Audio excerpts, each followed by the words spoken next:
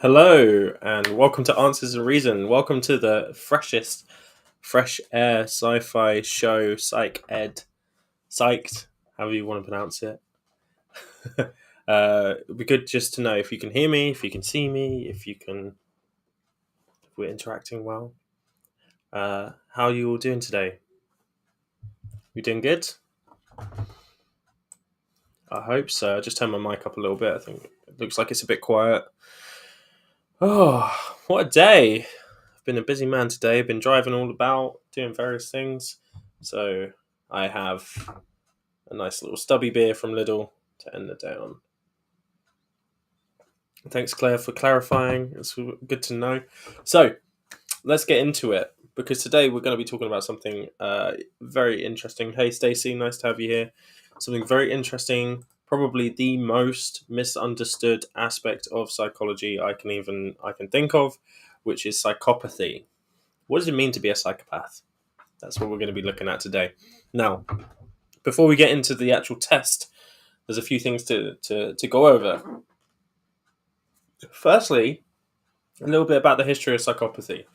Now, psychopathy has been around for a few decades now as a concept. The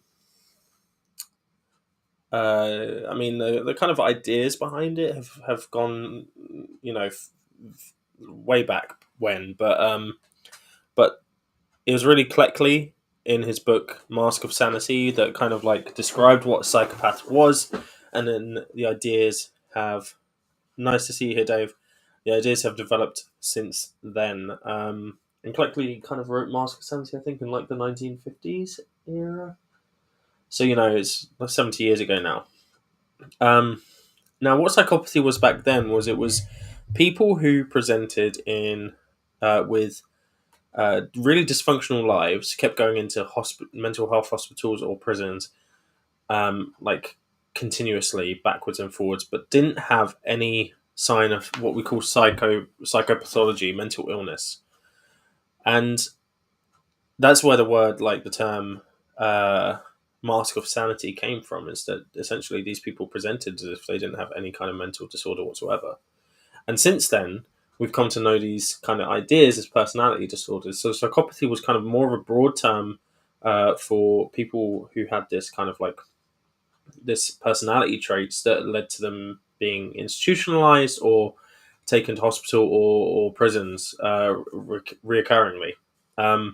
So it could be like really excessive alcohol use, but not an alcohol addiction per se. It could be petty crime stuff like that, and otherwise, you'd think that they were fairly average people.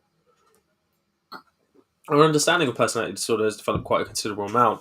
And if we're going to talk about personality disorder, we're going to talk about antisocial personality disorder, which is the closely linked health and social care diagnostic criteria for psychopathy. Antisocial personality disorder is the closest thing to psychopathy there is, and it's not the same. It's definitely not the same. So, antisocial personality disorder tends to be kind of very superficial emotions, very flat affects being like your mood ranges, lack of empathy, lack of forward planning, not caring about the consequences of one's actions, etc. That's kind of what antisocial personality disorder is. And psychopathy is very similar in a lot of ways. But we're going to break down what psychopathy is. We're going to go through the test itself. We're going to use a fictional character, Hannibal Lecter, to go through it to see whether he qualifies as a psychopath. Because I think that the media representation of psychopathy is Hannibal Lecter. He is the poster boy for psychopathy. But we're going to see whether he actually, in the real world, would qualify for that label. And I already know the answer. So I won't spoil it, but it's very interesting when you go through it because I guess you get lured into this stuff um, on like the TV and. Sorry, 1 second. I just need to send a message.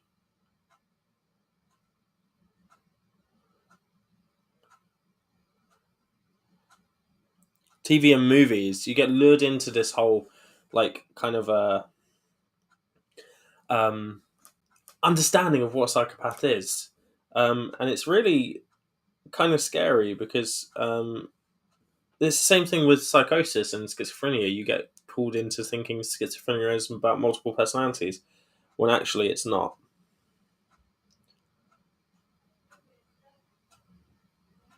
Oh god, sorry about this, guys.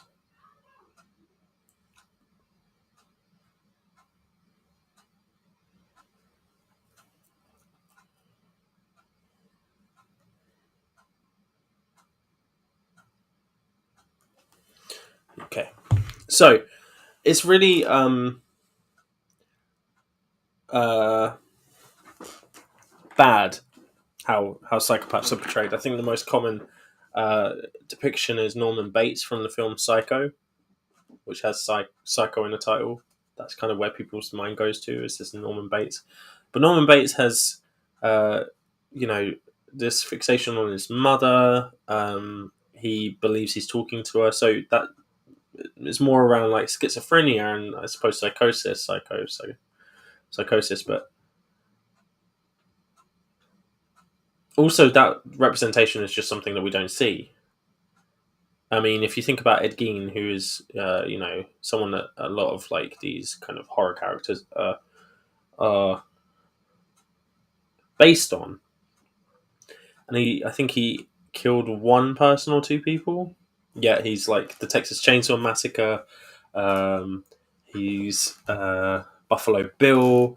All these characters are based on him and stuff. He spent most of his time actually digging up graves and doing that, and I think he had like kind of deeper rooted psychological issues that probably aren't related to schizophrenia or any kind of like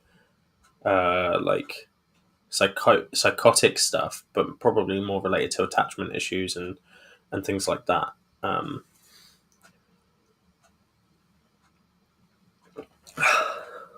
so, psychopathy is he killed two people.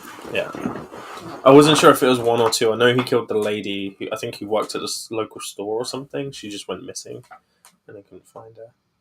But yeah, he's an interesting character. Oh yeah, his brother. I forgot about his brother. But he didn't. He didn't. Sorry, let me put this on the screen so just so everyone can see what I'm referring to. So Claire says his brother and a middle-aged shopkeeper, and I'm pretty sure the brother he didn't actually use any of the skin from. Am I right? In his skin suit because it was mainly females that he used the skin from. But I think that's more around attachment. Hi Philip, nice to have you here. Ooh, got lots of people here today. It's nice. Um, so psychopathy is very misunderstood, and that actually means that people will make claims like I'm a psychopath or something like that, or I've got psychopathic traits because they're using movie representations of psychopaths to make that statement. And actually, if you go through the checklist that's been devised by a man named Bob Hare, who devised the initial psychopath checklist, but also revised one, which was the one we're going to be going through, the revised one. Um, it tends to be very difficult to actually like apply that to anyone. I did one informally to one of the patients at work, and they did pass it, but they had really quite extreme behaviours in certain areas. So yeah, it's interesting. A lot of people misunderstand what it is, and psychopath isn't actually a medical term. It's not used in medicine anyway. You won't have a psychiatrist in the medical field calling someone a psychopath and meaning that as a real diagnosis. It's a forensic term used to assess risk. So if you're thinking of discharging someone from hospital or from like a secure hospital or from a prison, then you need to kind of understand the risk that they're going to pose to the public when they are discharged or released. And in order to do that, you have to have risk assessments in place. Now, there's a few. There's a HDR20. There's other ones, and that's what they're designed for. But a psychopath checklist is used to see if somebody is psychopathic, which means that there might be a fair bit of manipulation going on, and that actually means that they're higher risk, and so they might need more probation or like stuff like that work in the public when they're released. So it's more used as a, and it's also used as a risk assessment tool within the prison, so that you know what kind of situations to put them in and how much leeway to give them, or what kind of regime you're going to put them under. So that's what it's used for. It's not used in the way many people think it is used, where it's like you go into a hospital and you're diagnosed medically as a psychopath. That's not how it's done. It's a forensic term only. So let's have a look, shall we? Just going to share this checklist. Now you can ignore all of this stuff down the side. That is just statistics, but these are the things. I don't know. Yeah, you can see my cursor. These are the things that we're going to be focusing on. The stuff here. I don't know what this does. Okay. So there's 20 items on the psychopath checklist, and we're going to go through each one, and it'll be cool if you guys want to like mark yourselves.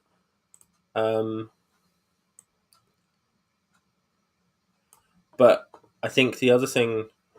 Oh, I'll just confused restream. 1 second. I'm trying to get this all to fit on my screen. Okay.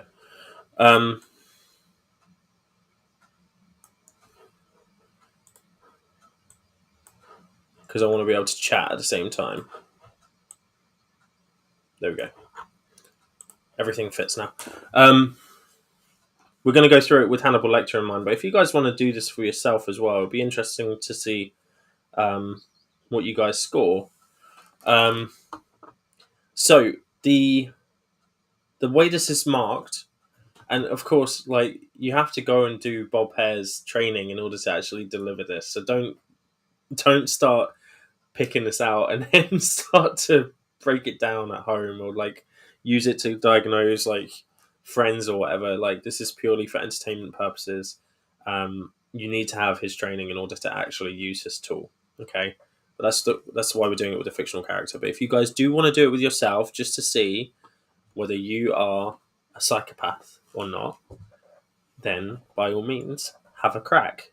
Just don't start saying you are a psychopath as a result of this activity. Please don't say bearded heretic made me say it. Bearded heretic did the test with me and he says I'm a psychopath, because that's not what I'm doing. Okay, so the way this is scored is you get the choice of 3 scores for each one. So you get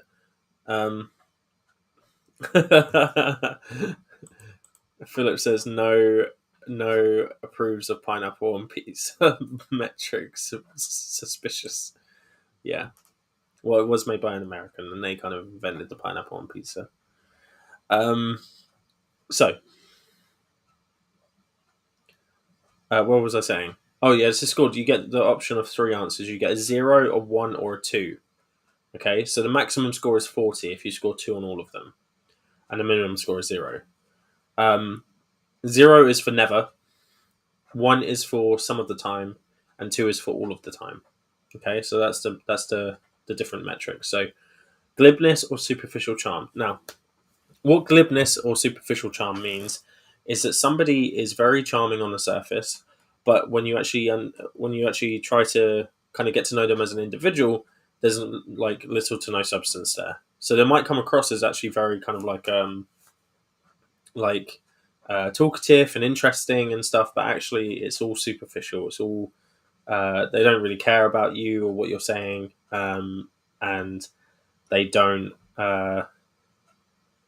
They're not actually interested, and there's also little substance to them underneath that.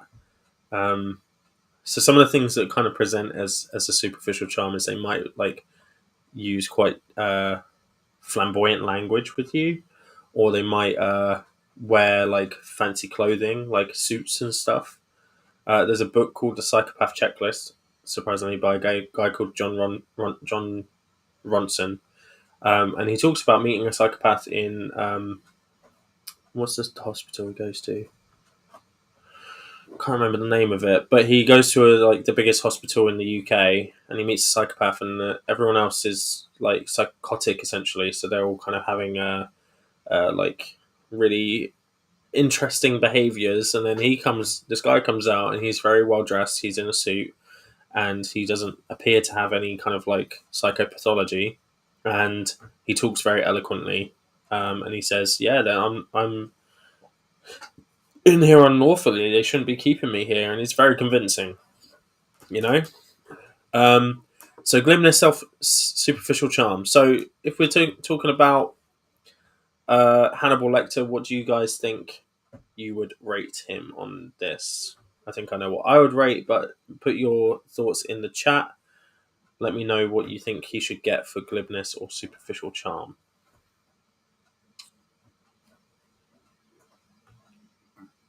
I'll give you a moment to do that.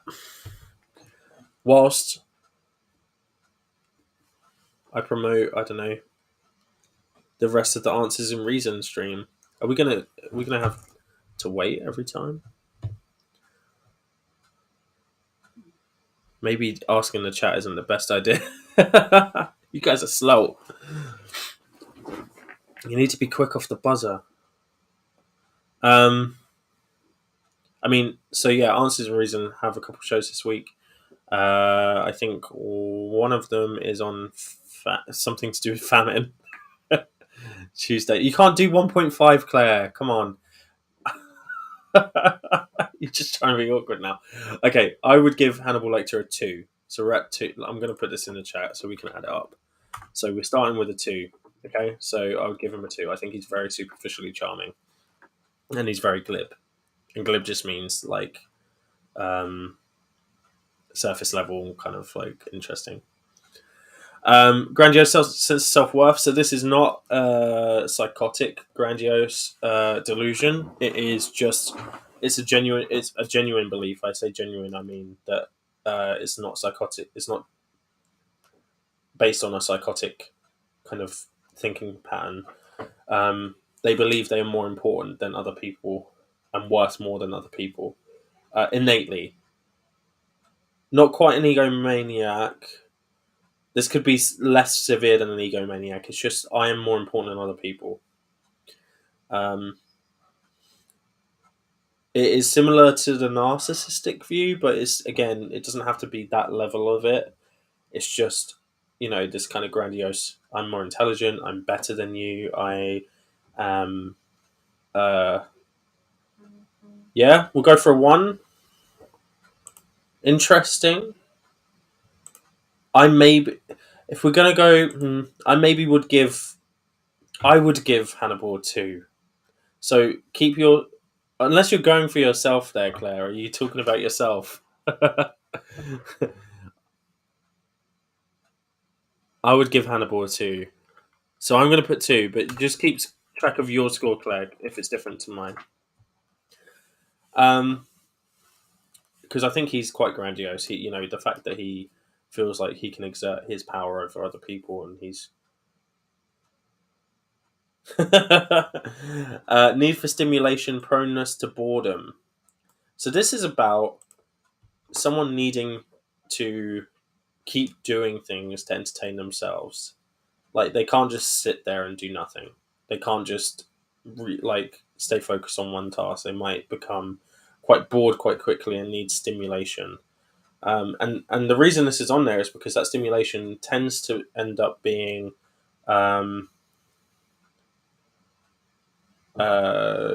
antisocial in a lot of ways. Like especially in adolescence. If there's nothing to do in the area, then you'll smash up a bus shelter or you'll set fire to something. So that's the kind of like reasoning behind this one. So for Hannibal Lecter, need for stimulation, proneness to boredom. Now it depends for me if we're going by the TV show version of Hannibal Lecter, or we're going with the movie version of Hannibal Lecter. Because I think Mads Mikkelsen and Anthony Hopkins kind of displayed this specific one slightly differently.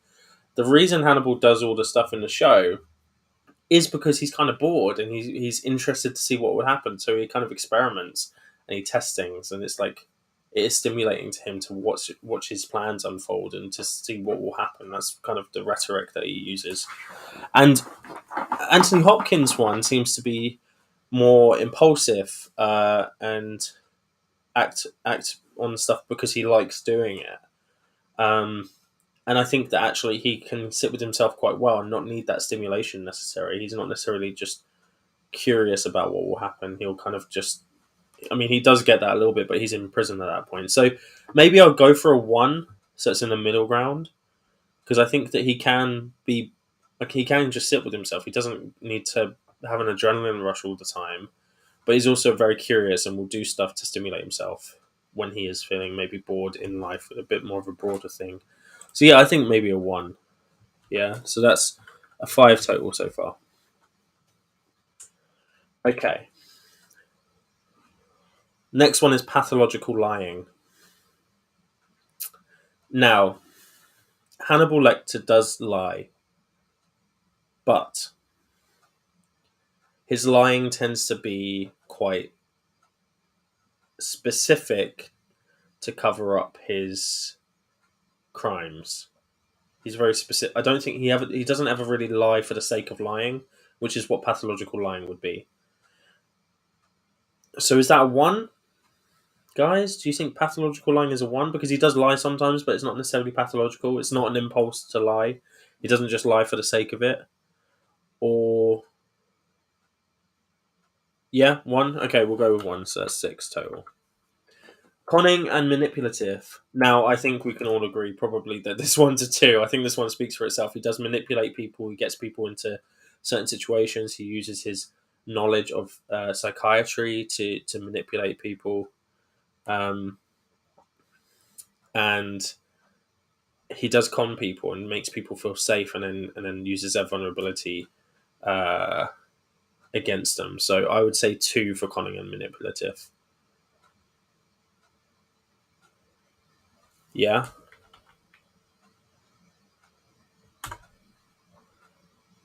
So we're on 8. Lack of remorse or guilt. Has Hannibal Lecter ever shown remorse for any of the crimes he's committed? No. So I think it's safe to say that's a 2. Yeah. Lack of remorse and guilt is a really interesting one as well, because it's not as simple as people think it is. A lot of people think empathy is an innate skill that people have automatically and it can't be taught.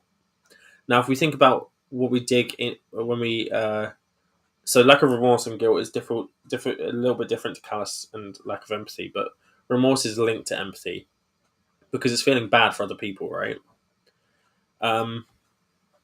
If you don't know that something harms someone else, you may show a lack of remorse. So we get this a lot with people with autism or people with learning disabilities, is that they may do things that they don't realize are bad, and they show a lack of remorse, and people are like, oh, it's very psychopathic, it's disconcerting, all this stuff. And actually, if you start to have a conversation with them in a way that they understand and say, that hurts people, this is why, and maybe use a social story or some sort of communication style that they can relate to, they realize, oh, that's bad, I shouldn't do that because it hurts this person, and I do feel guilty about it. So it's not it's not as clear cut. So we just did lack of remorse or guilt, so that's good. We're on shallow affect now. Shallow affect is, imagine if, so your affect is essentially your mood. I'm going to turn this light on because I think it's a bit dim. So your affect is essentially your mood. So having a shallow affect means that the highs and the lows of your mood are very together. So you don't get very excited about things and you don't get very upset about things. And the way you present your emotions is very shallow as well. So you might say, I'm really upset about this thing, but actually it doesn't come across that way. So your ability to experience emotions is limited. And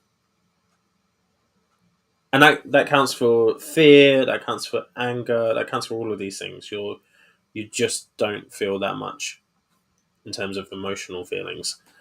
So I would give... See, I don't think Hannibal necessarily has a shallow affect. Not really shallow. Certainly not as shallow as some of the people I've met in hospital. So I think shallow affect would be a one because he does get excited. He gets pleasure out of going to operas, and he gets angry when, like, especially in the show when people are catching him out and stuff. Oh, you guys are saying two for shallow affect.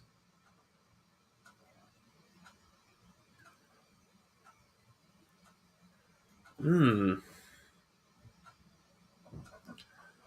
Yeah, that's exactly it, Joe Dane. So SSRIs can do that. They can flatten your affect out. So, um, I've been on SSRIs before, and I got asked to do something really exciting, and I was just like, nah.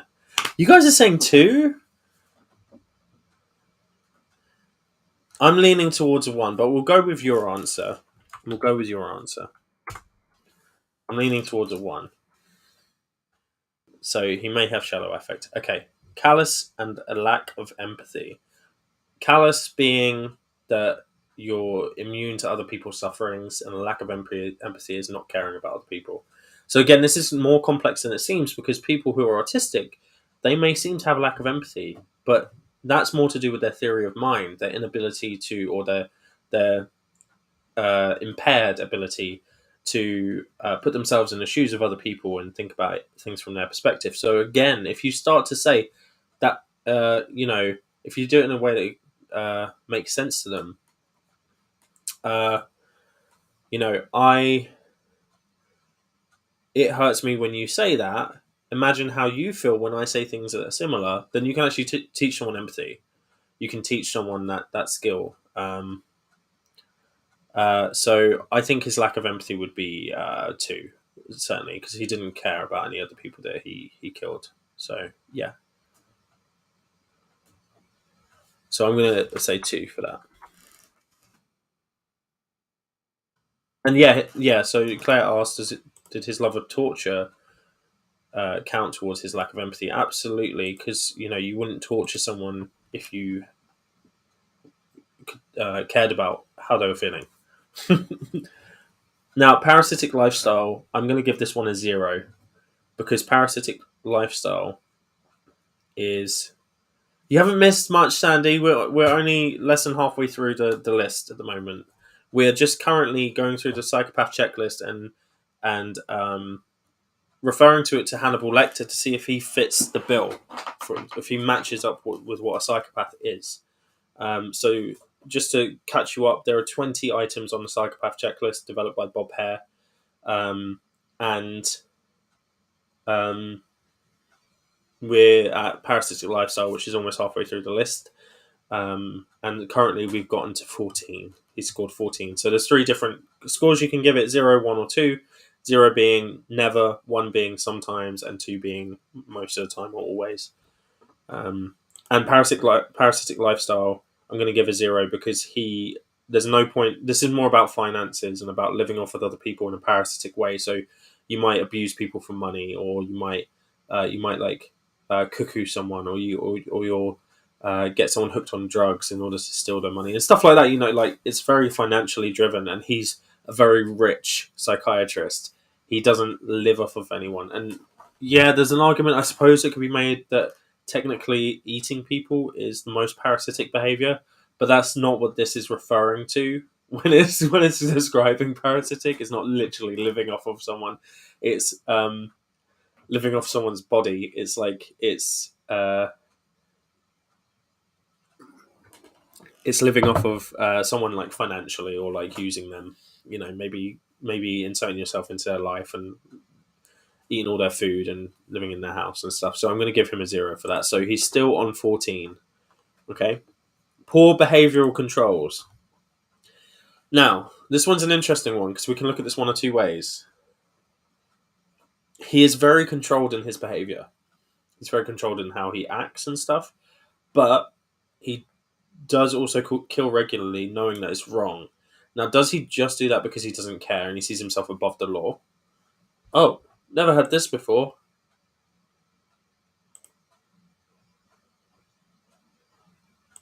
That's the first time I've had that. Claire, you've brought the bots with you. Oh no.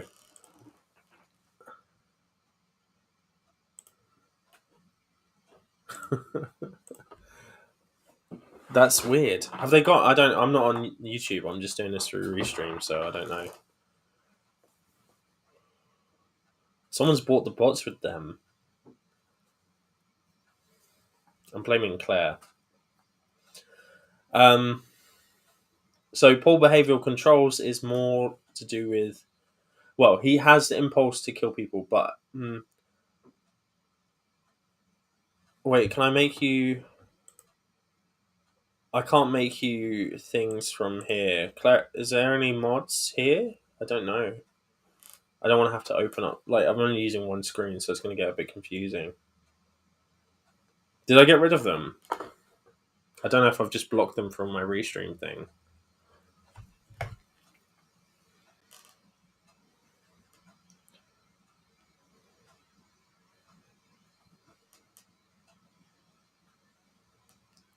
Maybe I can do it through the phone. Oh, there we go.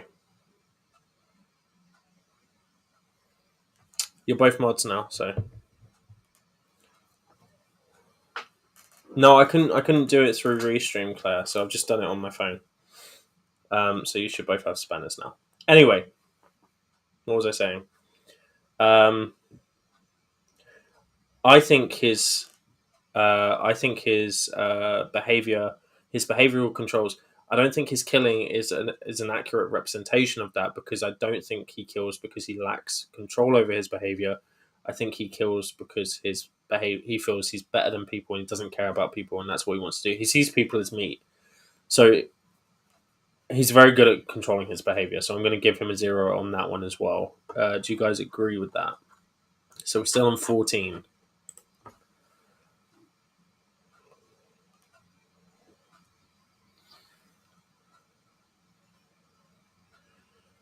Okay, so next we move on to promiscuous sexual behavior. There is no evidence that Hannibal Lecter in the TV show or in the movies has any kind of promiscuous sexual behavior. So again, that's a 0. Um, but promiscuous sexual behavior, this one's a bit. People don't like it because they feel like it's slut shaming. But my view is that it just on its own, it doesn't have any weight. So if somebody was just sexually promiscuous, that would mean nothing in this thing. It has to be with everything else. It's part of um, the uh, the pattern of behavior. That's why this list exists. You can't just take one thing and say that's psychopathic behavior. You need to take this whole list into consideration, and then you can really see what it means. So early behavior problems. I would suggest that. Right, if we're going to look into Hannibal Rising, he seemed to be quite a good kid until he went through loads of trauma, like a lot of trauma, like people eating his sister in front of him, and then that's really where his behavior started. So it depends on if you take Hannibal Rising as evidence. But I think that this is probably maybe a 1. We'll go for a 1 because he did start having, like, when he went to the army training thing, he was oppositional and stuff. He was quite what's the word? And Claire, you say 0 sexual behavior. There is an instance of him having sex in the TV show, Mads Mikkelsen's version, but I don't know if that happens in the books, and I don't know if it definitely doesn't happen in the movies. So, but there is one incident of it in the, and there's obviously all of the sexual connotations between him and the other lead character in the TV show as well. They're very some very homoerotic stuff going on there. But I think early behavioural problems we can give a 1, so that means he's on 15 now. Lack of realistic long-term goals. So what is Hannibal's long-term goal? I mean, if you think about it, he's achieved a lot of stuff. He's become very successful. in a lot of areas, and stuff that takes a lot of time and patience and planning to do, like becoming a really renowned psychiatrist and respected in his field, and um, getting into the position where he could hide his proclivities for so long. You know, his proclivities towards uh, eating people. Um, so I would say actually he's able to make long term goals. The problem is, I think, the realistic aspect. He was expecting to get away with it for a really long time now. That's not necessarily realistic. So maybe we give this one a one. What are your thoughts? Yeah, one.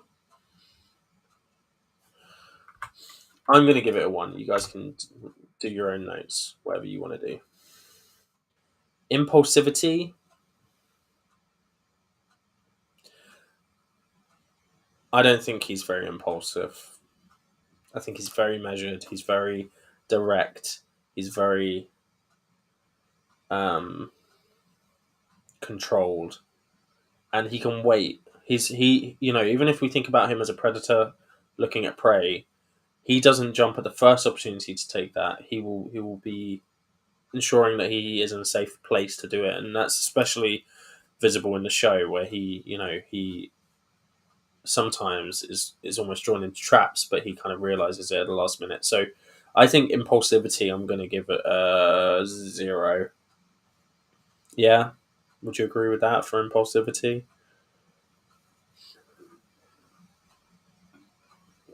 Perfect. So he's still on 16 at the moment.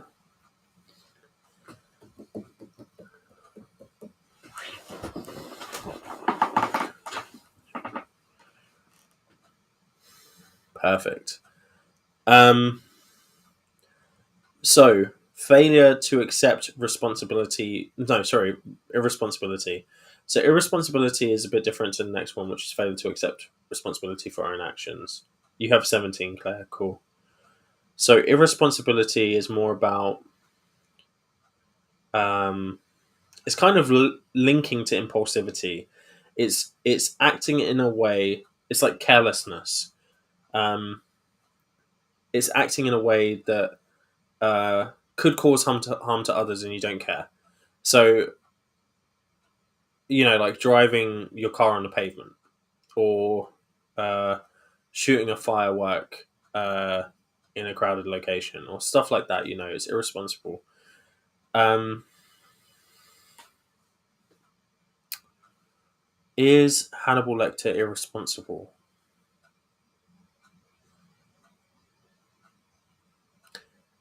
Okay, let's say 17 for the sake of argument, guys. We'll add. I'll add one. He's on 17. Okay. Uh,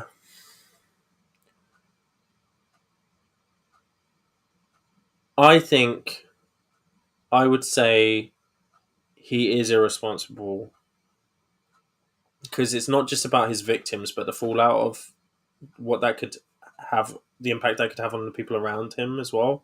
It kind of links into the previous stuff of lack of remorse or guilt and stuff, but it's also the wider impact of his actions he doesn't seem to care about. He kind of is happy to just do it and see what happens. Just go with that. Especially in the show, he talks a lot about, he realizes that I can't remember the name of the character, but he realizes this other character has like a brain inflation stuff, and he doesn't tell him because he's interested to see where that will go. It's very irresponsible. So, yeah, I think I'd give him a two for this. And failure to accept responsibility. Yeah, okay, you don't need to make it sound like it was so obvious. Um, failure to accept responsibility for own actions. Yeah, he doesn't accept responsibility for his own actions at all. He. I mean, he's aware that he does that stuff. He's happy to say, "Yeah, I did that." But that's different to taking responsibility. Like taking responsibility is more like owning it as doing something wrong. So you can say, "I did that," but he'll. I don't know if he necessarily finds excuses, but he certainly doesn't respond in a way that would indicate that he's taking responsibility for it. Yeah, not in the way that we're meaning in this sentence. taking responsibility for it would be going to the it doesn't own the consequences. That's it. Going to the police and saying I did this really bad thing, um, and even if I don't feel bad for it, you should lock me away. So yeah, definitely a 2. So he's now on 21. Many short-term marital relationships. This is a 0. He doesn't have any relationships as far as I know. And this is speaking to the ever-changing, unpredictable, and chaotic aspect of psychopath. So having many short-term marital relationships indicates that kind of that chaos, that fact that they can't hold on to a relationship, the fact that they struggle in intimacy, because eventually what happens is that these people they've married, they might be drawn in by the superficial glib nature of them, and then eventually they realize that there's no substance to that individual and it's all facade, and that can be quite disconcerting, and then that leads to a breakdown in the relationship. So and the reason it's marital is because it's like they're so glib that they will be like, I love you so much, let's get married, all this stuff. So that's really why that's there. So I think that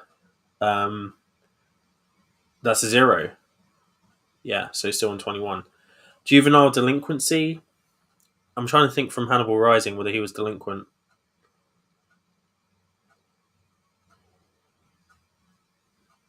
I think I'll give this one a 1 because I think in Hannibal Rising he's not delinquent per se, but he is very oppositional to the structure of the school he's at. I mean, it is very like rigid and regimented school because I think it's like about armies and stuff like. But he does speak up against kind of like authorities and stuff like that. So maybe a 1. So we'll go for 22. Revocation of conditional release. Revocation of conditional. I can't actually remember what this one's referring to. Let me just find out what revocation means. The official cancellation of a decree, decision, or promise. Oh, okay. Yeah, I remember now. So revocation of conditional release is if they were going to uh, release him with certain set of conditions, and then they cancelled that because they realised he was quite risky at the last minute.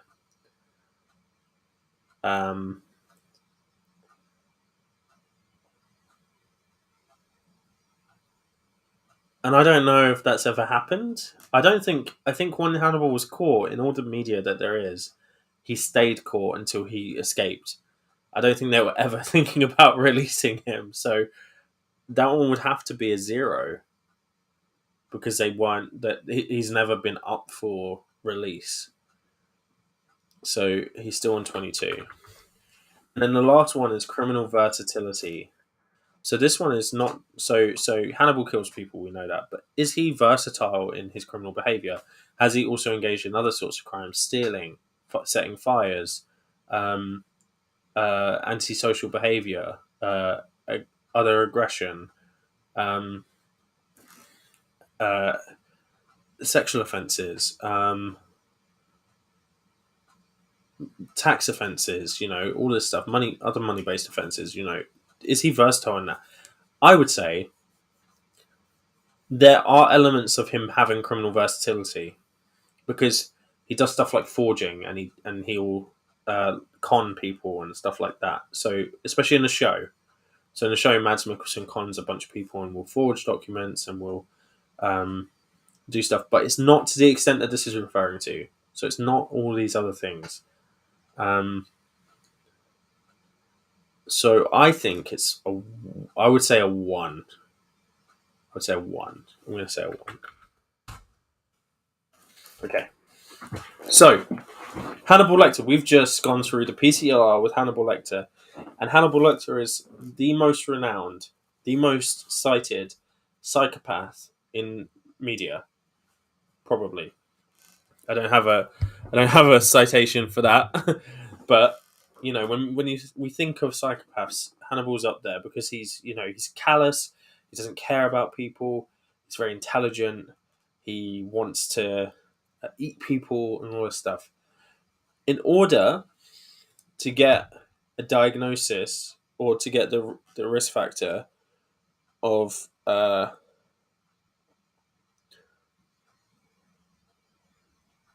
psychopath from the PCLR, you have to score 28 out of 40. Am I quite quiet now? I don't know what's happened. It looked like I was quite quiet.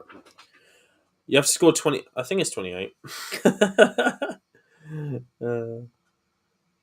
This is where like I just fail epically.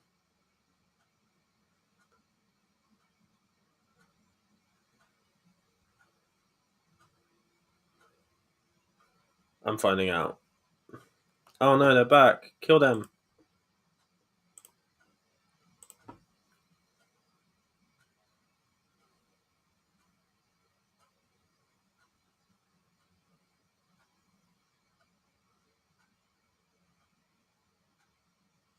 Oh, okay.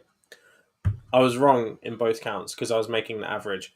So in the UK it's 25. In the US it's 30. Patrick Bateman. Well, Patrick Bateman definitely isn't a psychopath. I can tell you that much. as much as um the show the thing is called American Psychopath. I think I can categorically say is not a psychopath, and I actually think that when I watched the movie American Psycho, I got more of a sense of psychotic, like actually American Psychopath. Sorry, is it American Psycho or American Psychopath? American Psycho, isn't it?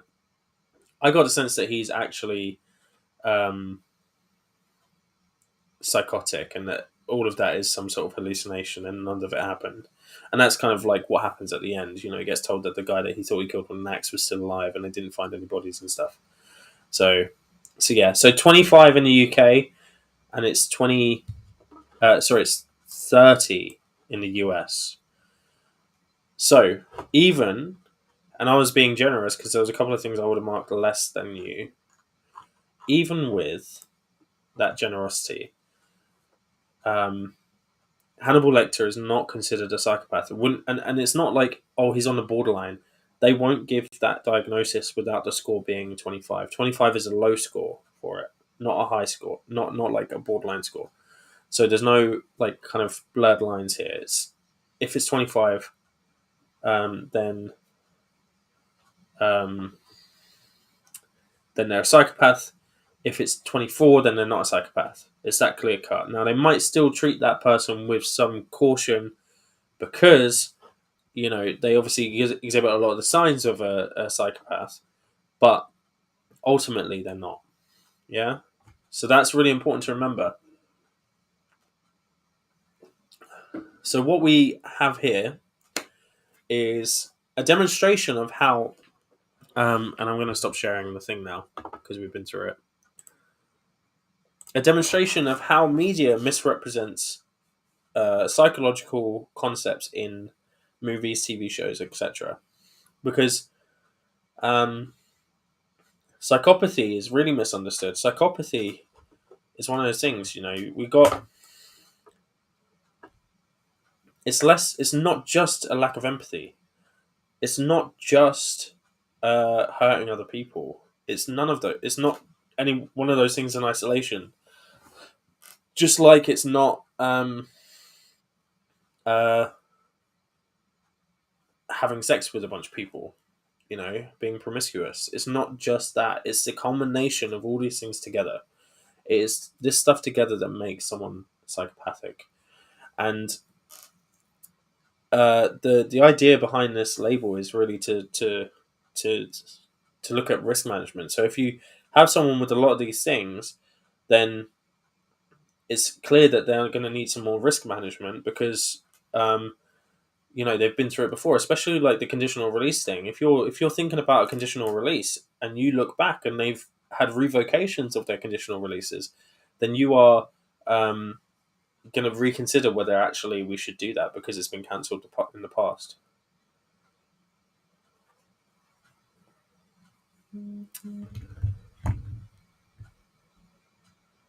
It's very interesting. See,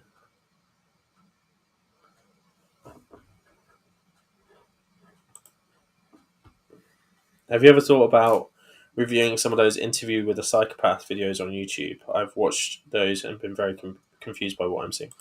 Potentially, yeah. There's some that I won't do because they have some quite explicit detail about the offences they committed, and I think that that's not necessarily something I would want to put on to Answers in Reason because it is quite distressing to watch. But some of the ones where it's maybe a little bit less intense, then yeah, I could do that.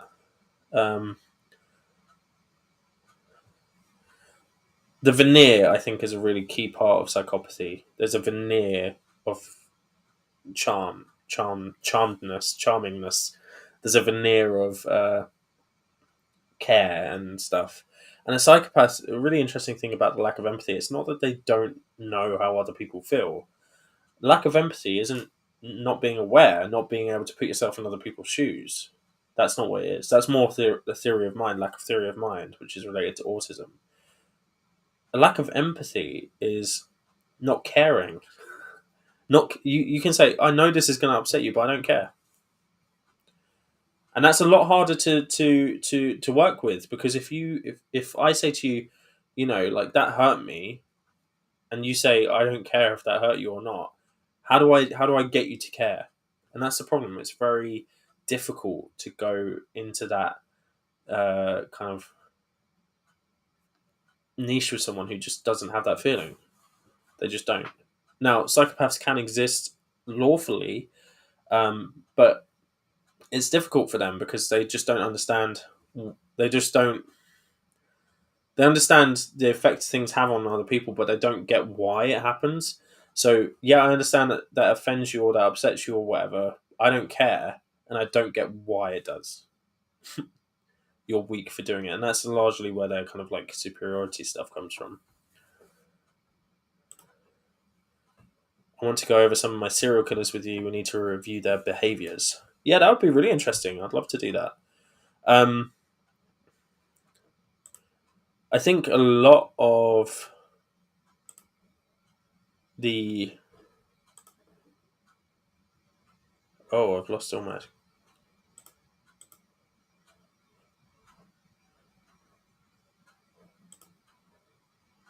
The ones I saw were from like the mid 20th century, and the psychopaths seemed very rigid, rubbery, almost alien-like in the way they respond to some questions. So they may not have even been psychopaths as we know them today. They may be psychopaths as they were like kind of viewed back then, because the theory and stuff and the research behind psychopathy has changed a lot. So it could be that they were actually like, I don't know, borderline personality disorder or narcissistic or dependent or anything like that. Because personality disorders were kind of under the psychopathy umbrella. It was only really a bit later on, like in the like 70s and 80s and stuff like that, that they started to hone in on psychopathy being this one thing, and then the diagnostics manuals kind of started to develop personality disorders instead as concepts. I may be off on my timelines there, but that's kind of how it went down. I've lost all the comments, so I can't see what the previous chat was. There is a massive issue with this checklist, though, and it's something that's currently, I think they're trying to address it at the moment. There's been a few books written on the idea, but when you have this is really kind of like biased towards poor psychopaths, because a lot of the stimulation that they get from boredom, a lot of the like delinquent behavior and stuff like that comes out more so in lower socioeconomic areas. And something that Bob Hare, who's the creator of the Psychopath Checklist, has noticed is that a lot of psychopaths work in industries which kind of reward their behavior. So they might work in HR and really enjoy firing people, and that's where their psychopathy kind of comes out. Or they might work in business and feel good about stepping on their colleagues and co-workers to get to the top and get loads of money, which is their validation and proves that they're better than other people.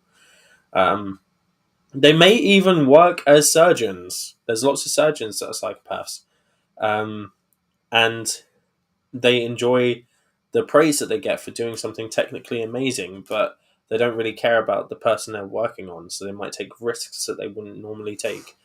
Um, and there's this book called Snakes in Suits, which is essentially about this corporate psychopath. Um, they may work in IT and really get a kick by messing with people behind the scenes without anyone knowing it. Lone Wolf, is that you describing yourself? I wouldn't know anything about that. Cough.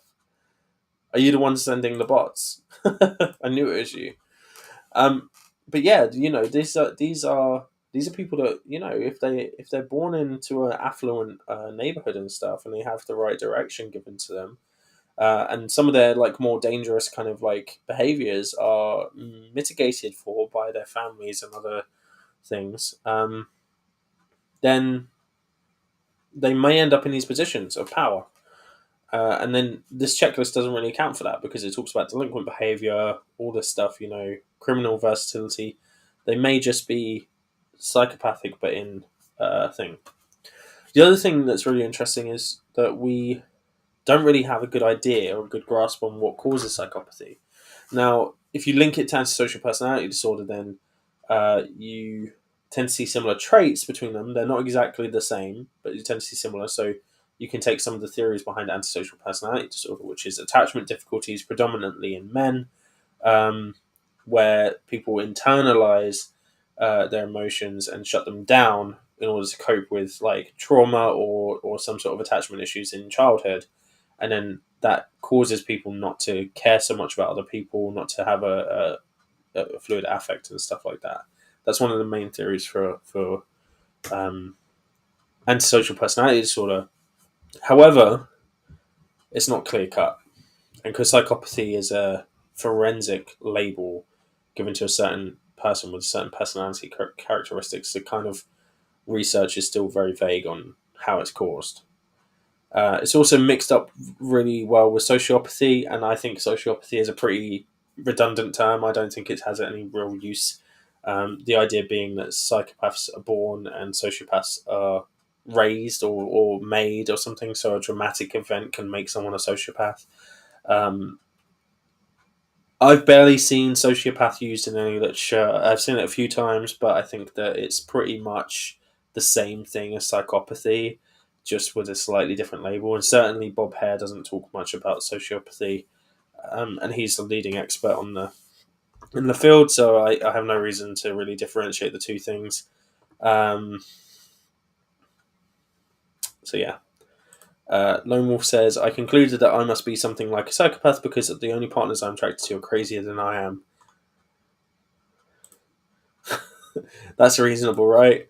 That's how you do psychology, right? That is a really good example of uh, somebody who's watched a few horror films saying saying something really pretentious to sound poetic and like they know what they're talking about. And that's usually the case. That's when people are like psychopath, they're usually trying to be rhetorical, and they're usually trying to be like in this kind of situation where they describe themselves as a psychopath. It's usually about like sounding poetic or something. so, so yeah. But Sandy says, "I'm staying away from your bloody test." Sandy, did you not go through it yourself? You can't turn up a psychopath. Don't worry. Don't worry. It's very hard. Like I think I did it on myself. I scored like wait. Let's do it quickly. I'll just go through quickly. Uh,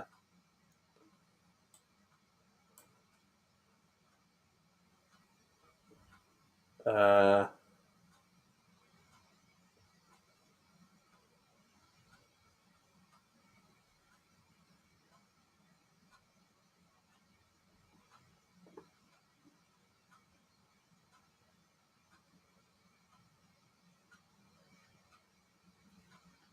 8, 7, So you can score on there. Look, and that's nothing like that's nowhere near a psychopath, right? I just scored like 8 or 7 or 8. I just went through very quickly, and I think most people would score a little bit on there. Um, everyone will score a little bit on most tests. That doesn't even mean you're on the spectrum of psychopathy. That annoys me so much when people are like, yeah, but it's like a spectrum, isn't it? I'm just on the lower end. And it's like, no, scoring on here means you're probably quite normal. If you score highly on here, then you're at an extreme end, which qualifies you to be an extreme person. You can just find it, Lone Wolf. I don't have an actual link for it. I downloaded an image of it. If you just Google PCLR uh, test and just go on Google Images, it comes up with the. Let me show you how to pass the test. This isn't a test you pass or fail. You get given a label because of it, a label that keeps you in prison. I don't get this. Psychopathy has been like a romanticized concept, which I don't get because I don't get why you'd want to have such a chaotic life where you just don't care about people. Like that just seems so obscure to me that would be romantic in any way. But it is apparently. Apparently, being not being able to connect to other people, not being able to understand them, being chaotic and causing other people pain and not giving a crap and not being able to mesh with any um, social groups or have fun or feel anything, feel excitement, feel upset, feel angry, enjoy art, none of that stuff. That's all lost. All of that stuff is lost when you're psychopathic. It's not. I can tell you from meeting a couple of people who would have passed this test, it's not a pleasurable experience. It's very limiting, actually. I think it's probably quite disorderly to someone.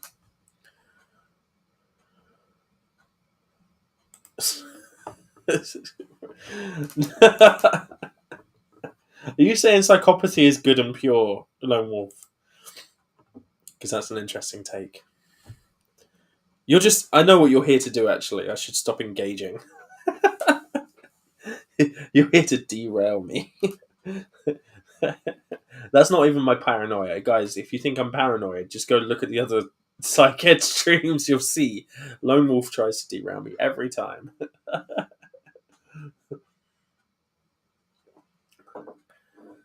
So this is the other thing with psychopathy as well. It doesn't. Somebody who is a psychopath can know things are wrong and have the coping strategies and resolve in place to prevent themselves from engaging in that stuff. Um,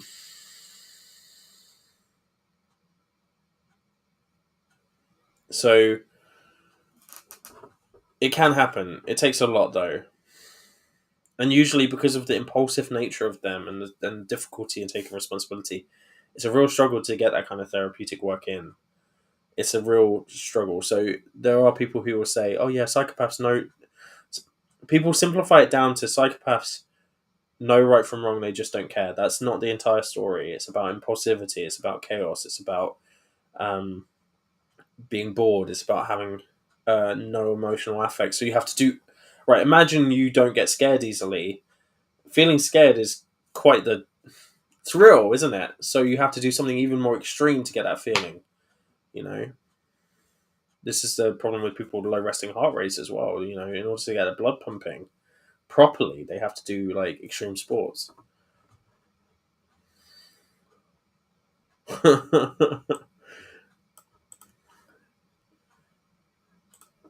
So there's a few books I would recommend in relation to this. The first book is by Bob Hare, and it's called Without Conscience, and that's really what they call the Psychopath Bible. I don't know how up to date it is now. It was up to date when I was at uni, but it's a great book in terms of understanding psychopathy as it is today, and it goes through the test and what it aims to achieve in a little bit more detail than what I've done with you guys today.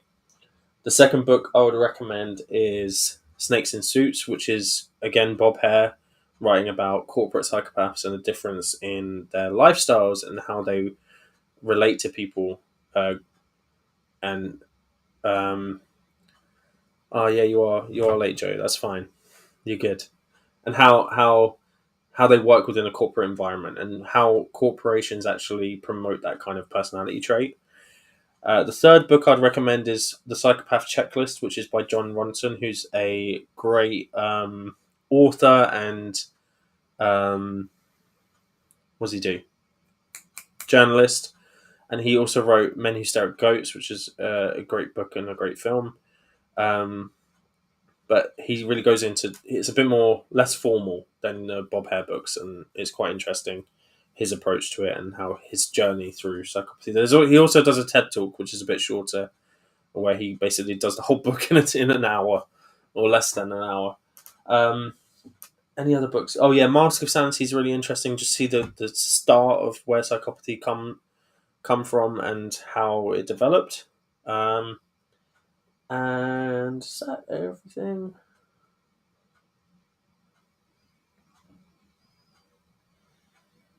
Those are the main books, I think.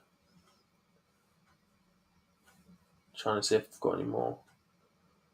No, those are the main books. They're all very good. People that eat pineapple. No, yeah, people who don't eat pineapple on pizza are psychopaths. Yeah. The whole of Italy. Italy is literally just one psychopathic nation.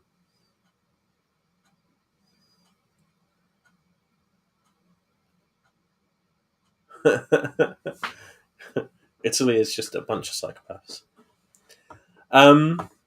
So yeah. So to kind of draw it to a close, because I think we've gone through the checklist. We understand what psychopathy is now. Um. And what it isn't, which is any of the media representations essentially of psychopathy. Um, what we need to think about is how does psychopathy relate to other personality types to form the most dangerous personality type? And this is where I'm going to introduce the idea of what's called the Dark Triad. Now, it would appear as though psychopathy on its own would be enough for somebody to be a dangerous person. And you're right. Psychopathy is correlated with uh, that person's risk. Not just correlated. There's a functional element to that. The personality type causes them to be riskier. However, um, we can introduce other concepts or other personality types into this, two others specifically, that make it even more dangerous. And those two are narcissism and Machiavellianism. And what we're going to do, this is the first part, we're going to go through those two different personality traits, uh, what causes them, etc. And then we're going to do a stream on how they link and what the effects of having a dark triad personality type on someone and their forensic risk. So that's the plan. Uh, I don't know if we're going to do it week on week, because hopefully I'm going to get a hold of someone who believes that religion is a mental illness and have a chat with them. I'd like to do that. So if you do know anyone who has that thought process that religion is a mental illness and you think that they'll be up for chatting to me about it and breaking it down on the show, then please let me know, because I would love to talk to them about it and break it down. Um, what is the best media representation of psychopathy? That is a really good question.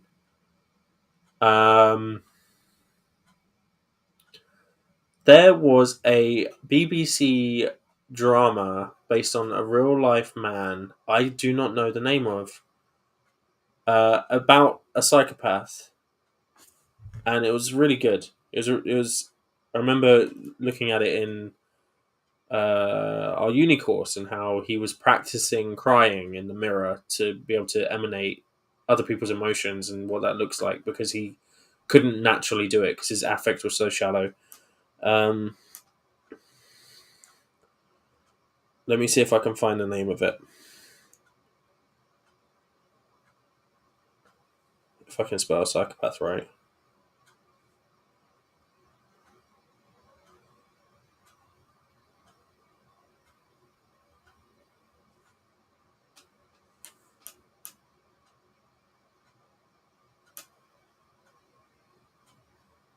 Killing Eve is not a good.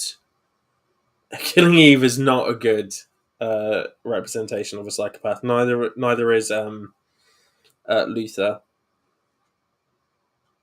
with Alice in Luther. That's not a good representation either. And neither's Dexter, actually. Dexter's really bad.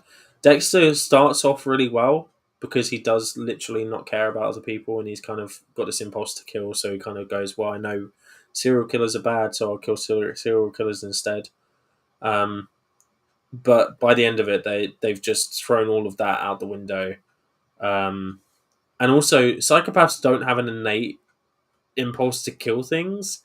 That's not part of it. A psychopath could equally not kill anybody as well, probably more likely to not kill anybody in their life. They're more likely to be cruel and to hurt people emotionally, psychologically, physically. But killing is a very extreme act in all forms, and they'll know that that's wrong and that will get them into a lot of trouble. So they're still averse to it. You know, it's only in very extreme cases that killing is. So I wouldn't say all these things that are talking about people having an impulse to kill or an impulse to do it. Well, Dexter cares too much in the later seasons, Claire, when they ruined it.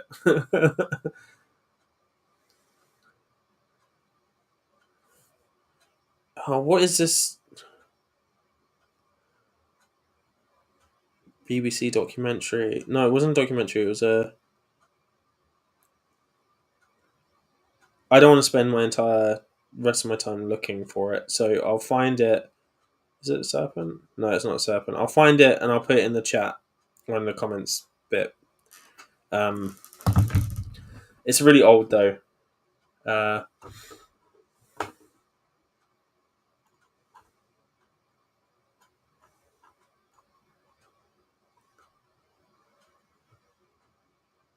do I? Oh yeah, plan on proving it or disproving it. I'm not. My plan is to demonstrate the lack of nuance in that thinking style. I'm not gonna like pick on the person or anything. It will be a discussion, but I think that there's no real justification for having that approach to somebody's mental health or to mental illness in general. So hopefully, I'm able to kind of like eke out some of that stuff. It will be me questioning them like I'm not going to be accommodating of any like I'm not going to. I'll be accommodating to them, but not. I'm not going to go be like, oh, okay, yes, that's what your view is. You know, I'm going to be like, well, does that really make sense? You know, I'm going to be a bit more direct. So we need to psychoanalyze Dexter. Well, the problem with doing Dexter specifically is that his presentation changes over the seasons. The first couple of seasons, he is just a psychopath. He's very clearly a psychopath.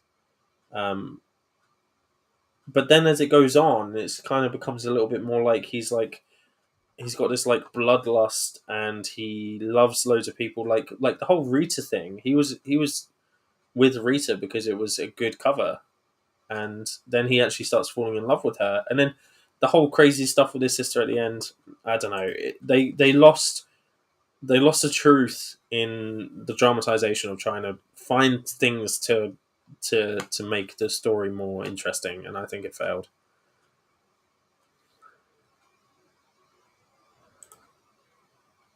Good to hear that because we all have issues, and if religion comforts humans and they don't use it to justify making other people suffer, well, this is exactly it. And also I think that atheists are shooting themselves in the foot a little bit here because um, how can you convince someone of a rational position if you believe that their original position is a mental illness, which would be usually around psychosis and stuff? You can't talk someone out of a delusion.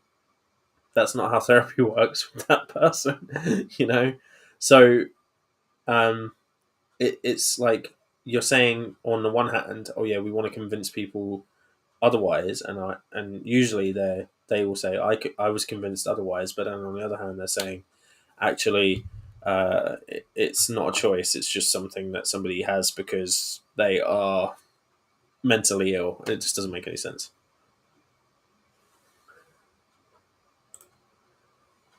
It would be a good idea, but it's almost like having a kid softened him. See, yeah, I don't know. I don't know.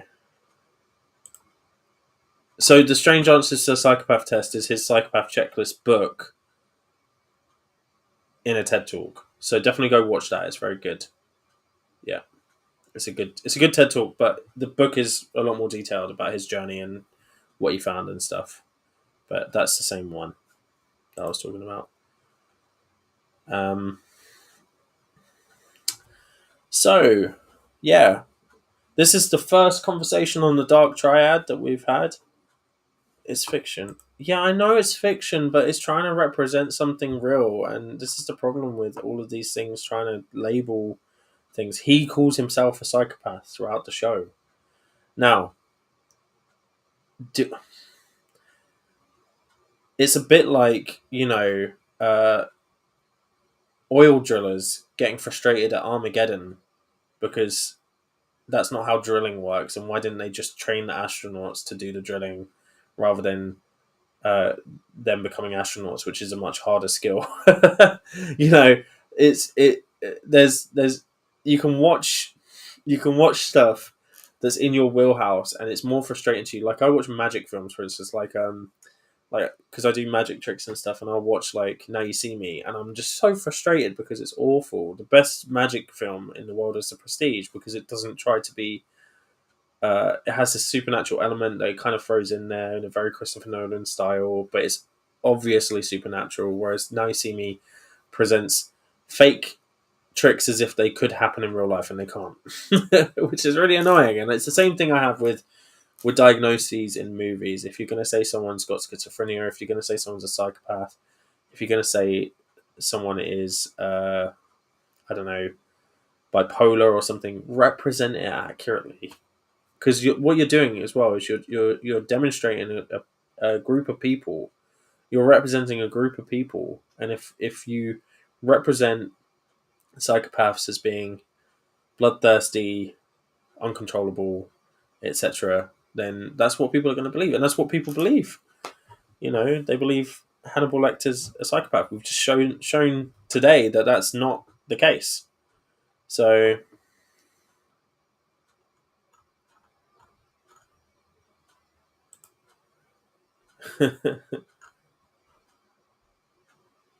truth is often stranger than fiction. That is absolutely accurate. And the problem is as well. So a lot of this stuff. The other thing that frustrates me is that people think in order for someone to murder someone else, they must have a mental illness or psychopathy, and that's because of movies. Because every time you see someone kill someone in a movie, they're mentally ill, or they're a soldier, or they're like in terms of they're deranged in some way. They're psychologically deranged. People can kill people in their right mind. Any one of us has the capacity to kill someone else consciously through our rational thinking, etc.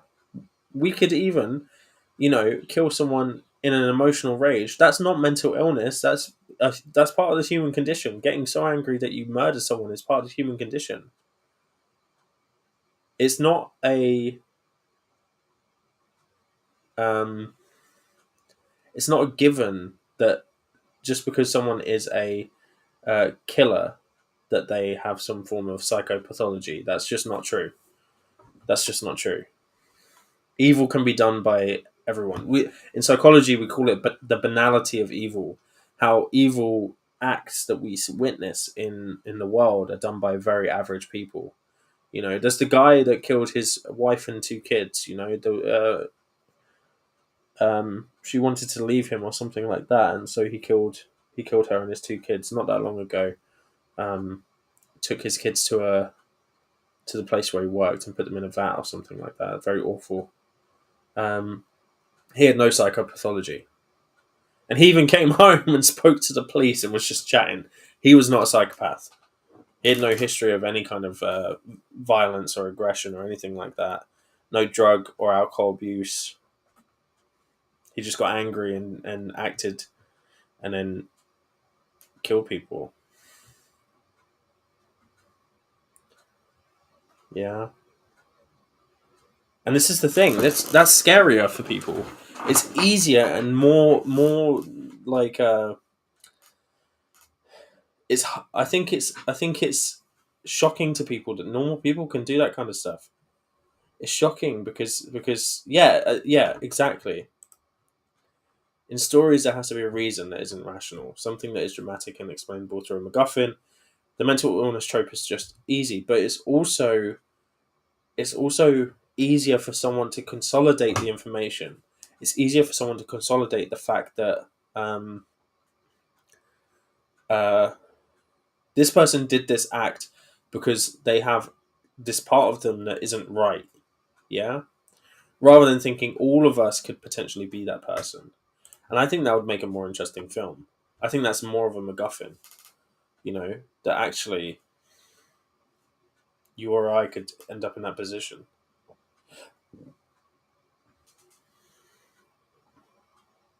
A story about a killer who's normal would be one of the most interesting films, and it would cause a lot of controversy because people will be like, "Why did he do it?" you know.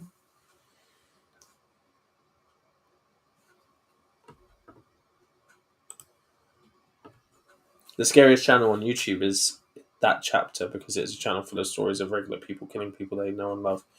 Yeah, and this doesn't just count for murder. This counts for a lot of different stuff, a lot of other types of offences. You know, the Purge.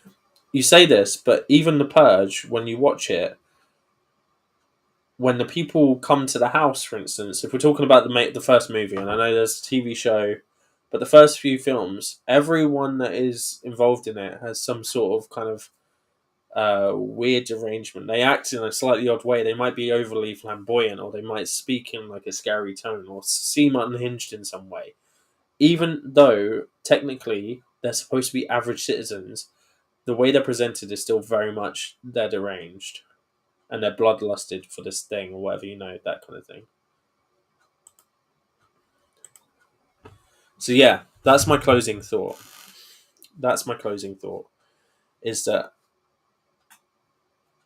psychopaths get a bad rap, but it is worth considering that um, the reason that psychopathy and psychopaths have been so uh,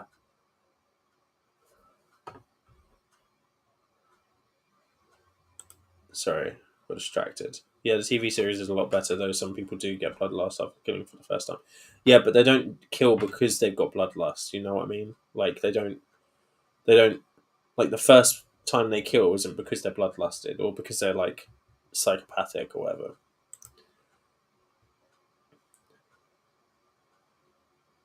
I watched the channel. I'll have to see that channel.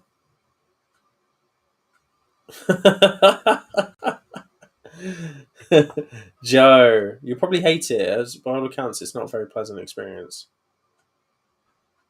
Just to clarify for Joe's sake, I don't want to kill anyone. I'm just curious.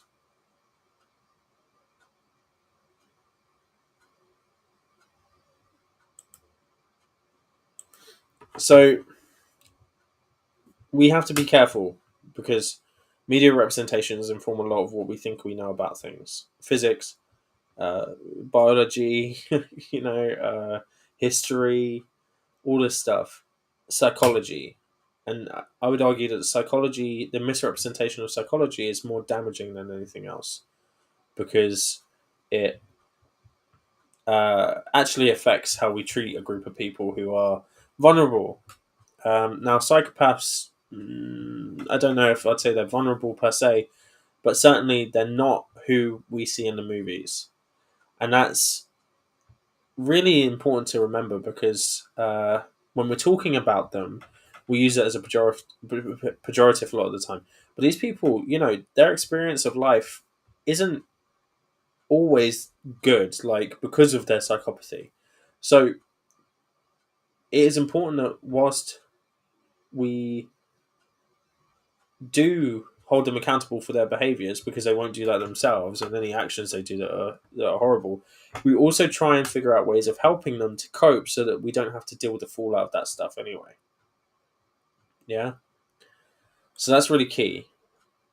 Now, when we go into the other two personality aspects that make the Dark Triad, you'll see why psychopathy is on that list, and you'll see why those other two impact the psychopathy and make it even worse. But I think that, yeah, exactly, no more. People with mental illness are generally at-risk individuals due to lots of misunderstanding. And whilst I wouldn't say psychopathy is a mental illness because it's not a clinical term, it is uh, a label that is given to people who have usually had bad experiences in their lives as well, and negatively affected by having this personality disorder. And the way that you can kind of justify that in your head is it in someone's best interest to commit acts that lead them to go to hospital? Oh, sorry, lead them to go to prison? No, right? So, in order to really understand that, or in order to do that, we need to think, okay, well, how do we prevent this? Well, we need to be able to find out who these people are when they're young so that we can have early interventions. Early intervention is the thing that's shown to be the best possible thing for personality disorders, because you give people the coping strategies early on in order to cope with the types of personalities they have. So,